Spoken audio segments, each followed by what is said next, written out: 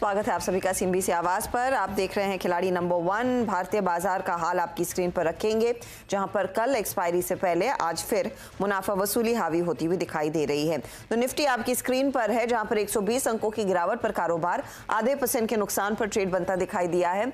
22,000 को टेस्ट करता हुआ ये इंडेक्स वैसे फ्रेश डे लो पर इस समय आ पहुंचा है, क्योंकि प्रीवियसली हम इसे 10 पॉइंट ऊपर थोड़ा सा संभलने की कोशिश कर रहे थे। अब आते हैं आपके लिए लेकर निफ्टी बैंक का हाल, जहां पर दबाव ज्यादा है। 300 पॉइंट से ज्यादा का नुकसान इस इंडेक्स ने भी अब दिखा दिया है। दिग्गजों में क्लियरली पोजीशंस अनवाइंड हो रही हैं और मिड कैप्स भी पीछे नहीं है।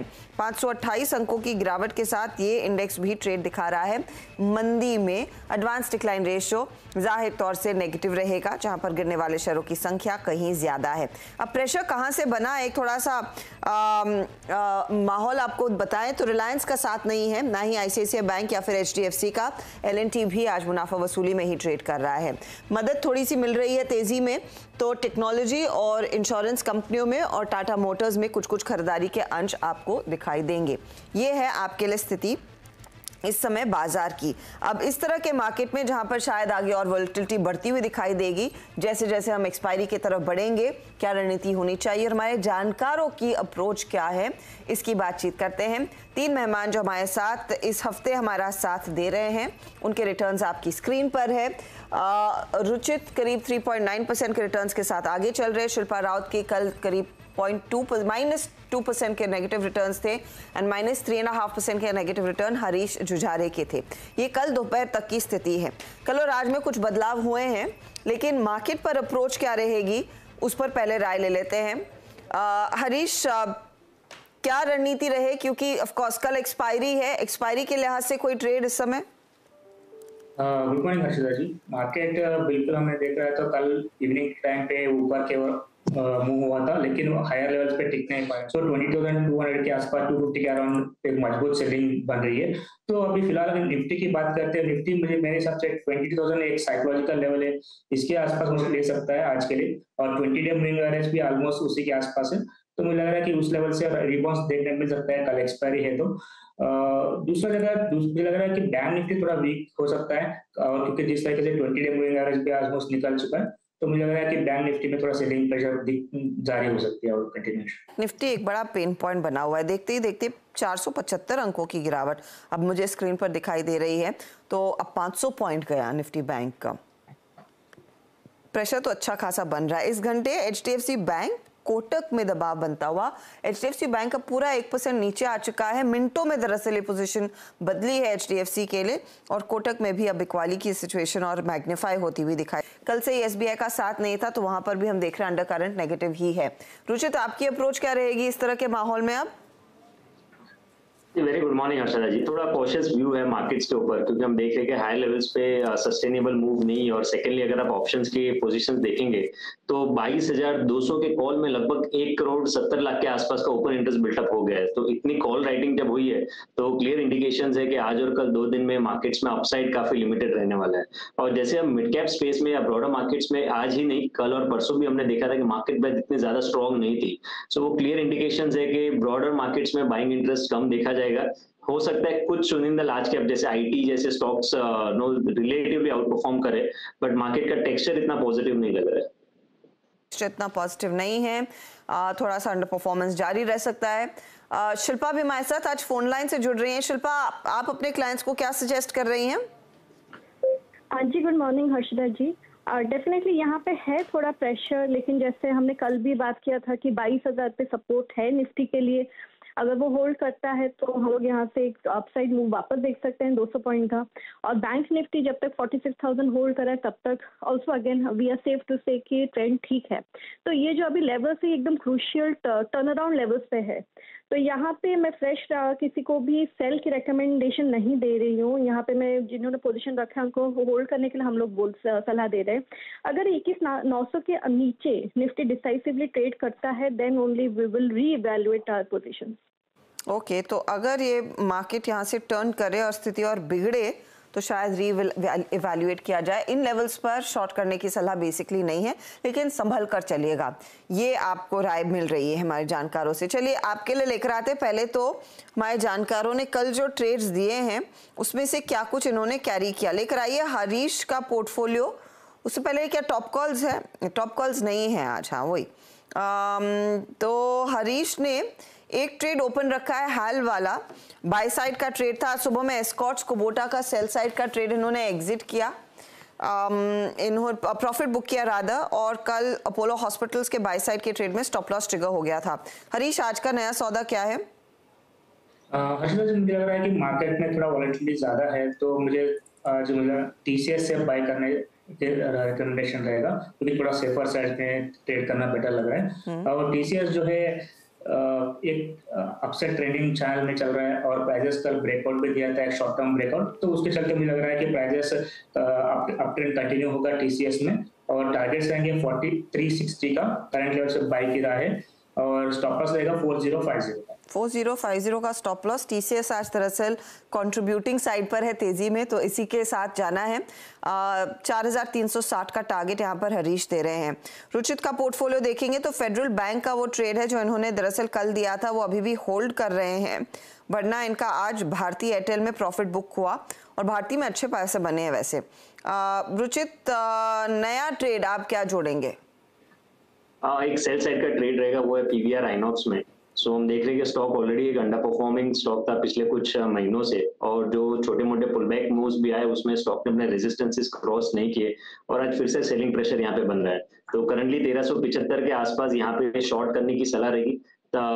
1408 के स्टॉप लॉस और 1310 के टारगेट्स रहेंगे।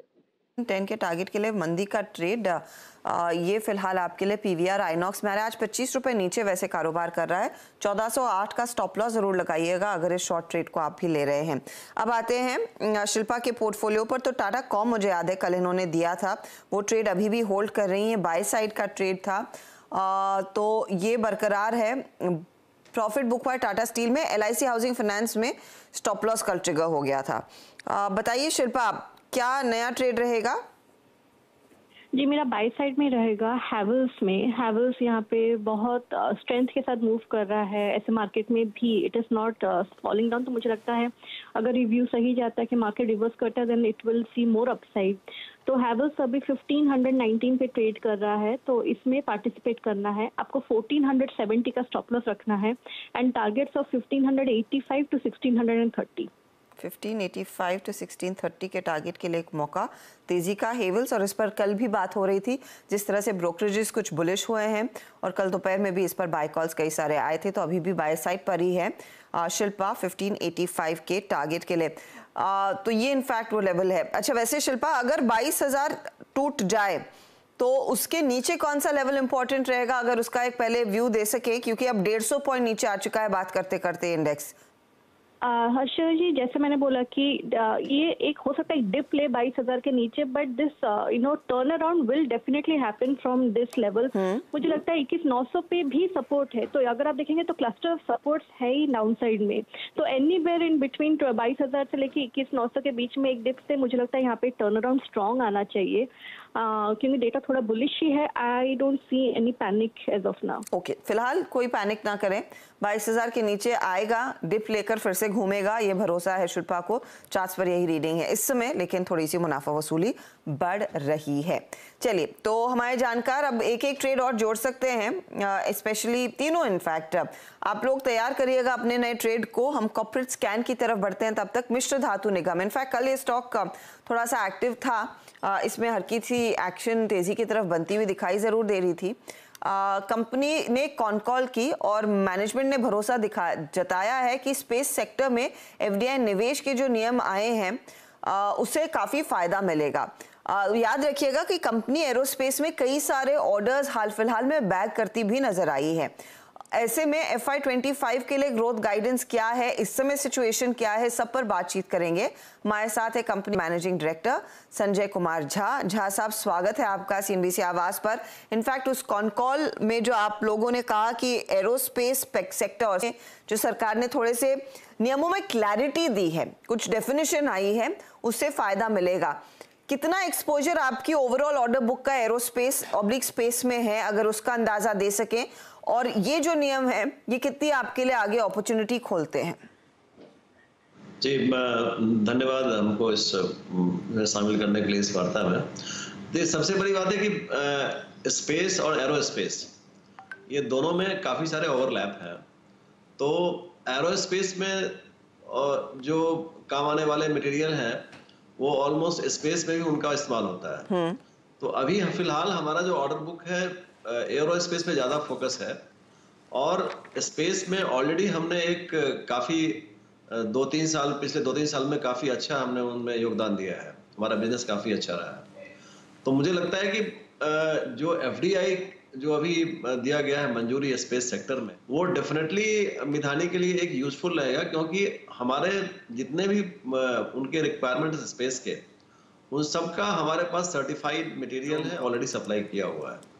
तो इसमें हमारा एक बहुत बड़ा योगदान रहेगा। जब ये रियली बिजनेस फॉर्म में आते हैं, तो अभी तो जस्ट एक तरह से पॉलिसी ही निर्धारण हुआ है, पॉलिसी को ग्राउंड में लाते लाते कुछ समय लगेगा। तब तक ऑलरेडी हमारे पास स्पेस और डिफेंस के काफी सारे ऑर्डर हैं। तभी हमारा 70% से ज्यादा ऑर्डर बुक में एरोस्पेस और डिफेंस के ऑर्डर्स हैं, और जैसे जैसे ये स्पेस की पॉलिसी में क्लैरिटी आएगी तो स्पेस की भी ऑर्डर हम उसमें कैप्चर कर सकते हैं। तो मुझे क्या ब्रेकअप दे पाएंगे झा साहब, जब आप कहते हैं आपकी 70% बुक एरोस्पेस और डिफेंस की है, 1700 crore I think by the end of last month आपके ऑर्डर्स थे, इसमें से कितना हिस्सा स्पेसिफिकली एरोस्पेस और स्पेसिफिकली डिफेंस का है? क्या वो ब्रेकअप आप शेयर कर पाएंगे? इसमें करीब 50% इसमें एरोस्पेस का है और 50% इसमें इसका डिफेंस का है। ओके। इस टोटल जो हमारे जो 71% की बात कर रहा हूँ, करीब 1260 करोड़ का जो इसमें ऑर्डर बुक है दोनों मिला के एरोस्पेस एंड डिफेंस, इसमें 50% हमारा एरोस्पेस का है और 50 डिफेंस का है। ओके, यानी कि 600 करोड़ रफली। ये मुझे बताइए अब यहाँ से कितनी विजिबिलिटी है और नए ऑर्डर्स आने की, क्योंकि दोनों तरफ डिफेंस में भी हम देख रहे हैं सरकार क्लियरली वो इंडिजिनाइजेशन पर काफी ज्यादा जोर दे रही है। हर दूसरे महीने वो डिफेंस एक्विजिशन काउंसिल कई सारी वेपनाइजेशंस के ऑर्डर्स को अप्रूव करता है। वो कितना ऑर्डर फ्लो देखने को मिला है इस पूरे साल में, अगर उसका अंदाजा दे सके, और आपकी कैपेसिटी क्या इस समय फुल करंट लेवल्स पर चल रही है? फुल कैपेसिटी पर आप काम कर रहे हैं इन ऑर्डर्स को सर्विस करने के लिए? अभी इस साल में अगर हम देखें हमारा जो ऑर्डर बुक रहा है ये अभी तक का हाईएस्ट एवर रहा है, जो कि पिछले 9 महीने में हमने जो बुक किया है।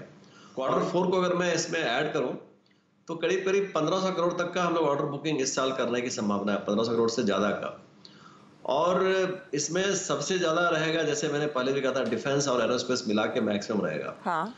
और फ्यूचर में अगर मैं देखूं इस सेक्टर्स का जो ग्रोथ है, जैसा आपने कहा कि बहुत सारे प्रोजेक्ट का भी क्लियरेंस मिल रहा है, तो इन सब में ग्रोथ की संभावना और बढ़ रही है।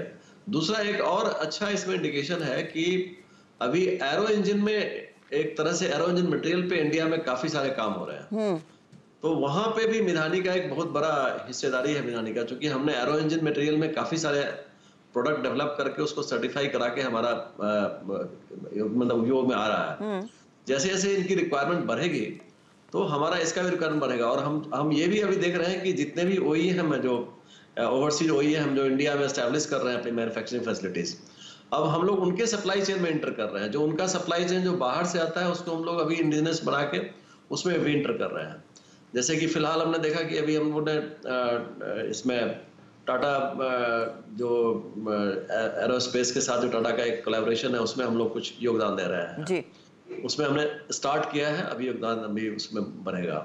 इसके अलावा हमारे पास ऑलरेडी हम जो एक रोल्स रॉयस और इनके साथ है, HAL के साथ कोलैबोरेशन है, उसमें हम योगदान दे रहे हैं मटेरियल्स का। तो डोमेस्टिक में दे रहे हैं और ओवरसीज मार्केट में भी इंटर कर रहे हैं सप्लाई चेन में।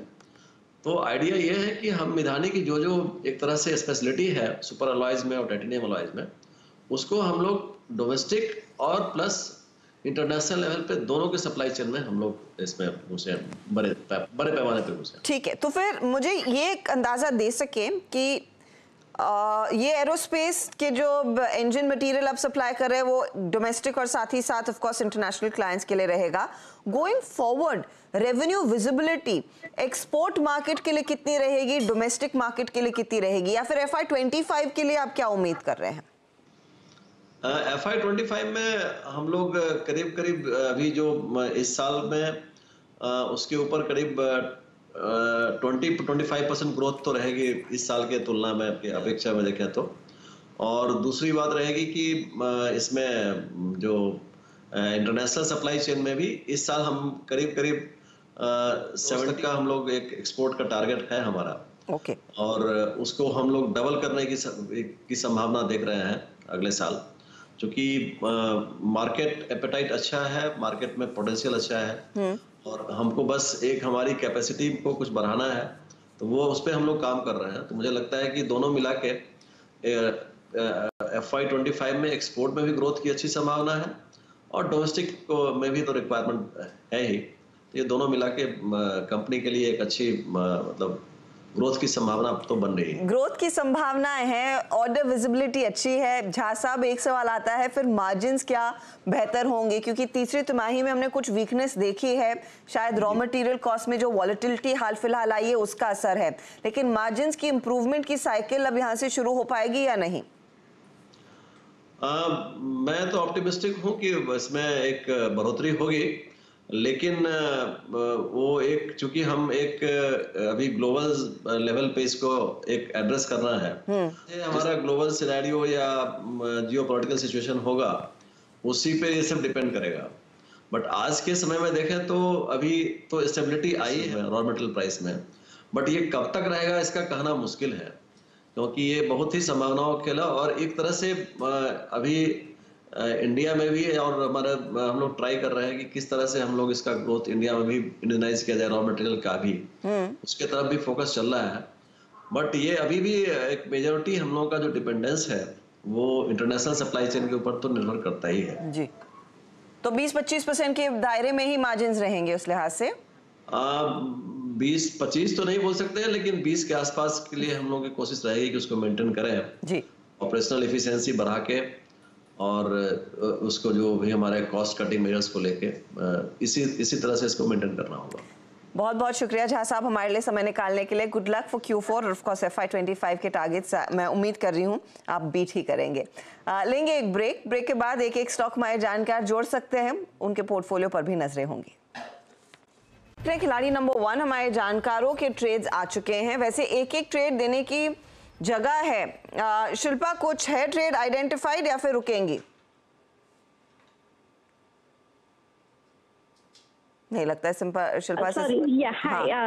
जी हर्षदा जी, मुझे अभी मदरसन अच्छा लग रहा है। ओके। मदरसन 118.5 पे ट्रेड कर रहा है, स्टॉप लॉस 105 का रखना है और जो पहला टारगेट रहेगा वो 131 का रहेगा, इसके ऊपर 138 के लेवल्स। 131 के लिए टारगेट आ रहा है मदरसन पर, बाय साइड का ट्रेड, संवर्धन मदरसन दैट इज। रुचित? जी अच्छा जी, मैं वेट करूंगा सेकेंड हाफ में 22,000 के आसपास से कैसी अगर रिकवरी आती है कि वो लेवल ब्रेक होता है, उसके बाद ही नेक्स्ट ट्रेड का डिसीजन होगा। आप भी इंतजार करेंगे या ट्रेड है? अच्छा जी, मैं थोड़ा वेट करूंगा, थोड़ा मार्केट सेटल डाउन होने के लिए वेट करूंगा, तो उसके बाद सेकेंड हाफ में। ओके, तो ये फिलहाल आपके लिए एक अपडेट आता हुआ। चले तो मैं सारे ट्रेड्स जो आए हैं उसको रिकैप कर देती हूँ। हरीश ने TCS नया जोड़ा, 4360 का टारगेट, 4050 स्टॉप लॉस है। हैल इन्होंने कल से आज में कैरी किया है, 3350 के टारगेट के लिए एक अपॉर्चुनिटी बाय साइड की। रिटर्न्स कहाँ ज़्यादा बन रहे हैं? हैलन को 1.1% गेन दे रहा है। अब आते हैं अगले पोर्टफोलियो पर, और ये पोर्टफोलियो दिख रहा है आपको रुचित का। फेडरल बैंक कैरी किया, 163 target, 149 stop loss. PVR INOX में शॉर्ट साइड का ट्रेड इन्होंने जोड़ा है, 1310 का टारगेट है, इधर 1408 का stop loss. Federal bank Drager है, PVR भी ज़्यादा कुछ कंट्रीब्यूट नहीं कर रहा है। अब आते हैं शिल्पा के पोर्टफोलियो पर। तो शिल्पा ने टाटा कॉम्स को दरअसल होल्ड किया है, 2100 का टारगेट था वो, और हेवल्स आज नया जुड़ा, 1585 पहला टारगेट इनका हेवल्स का, और 1470 दरअसल स्टॉप लॉस था हेवल्स पर जो नया ट्रेड आया है। और साथ ही साथ संवर्धन मदरसन इन्होंने जोड़ा, 131 का टारगेट, 105 का स्टॉप लॉस है। किसी वजह से हम वोट दिखा नहीं पा रहे हैं। रिटर्न्स की सिचुएशन अब आपके सामने ऐसी है कि रुचित अब 4% के पॉजिटिव रिटर्न्स पर है, शिल्पा -2 पर थी, अब -1.66% पर आई हैं और -4% के रिटर्न्स हरीश जुजारे के इस समय बन रहे हैं। ये है आपके लिए अब तक की ताज़ा तस्वीर खिलाड़ी नंबर 1 की। कोई भी बदलाव होगा तो उसका अपडेट आपके लिए लेकर आएंगे स्क्रीन पर। बता दें कि मनी कंट्रोल पर दिए गए विचार एक्सपर्ट्स के अपने निजी विचार होते हैं। वेबसाइट या मैनेजमेंट इसके लिए उत्तरदायी नहीं है।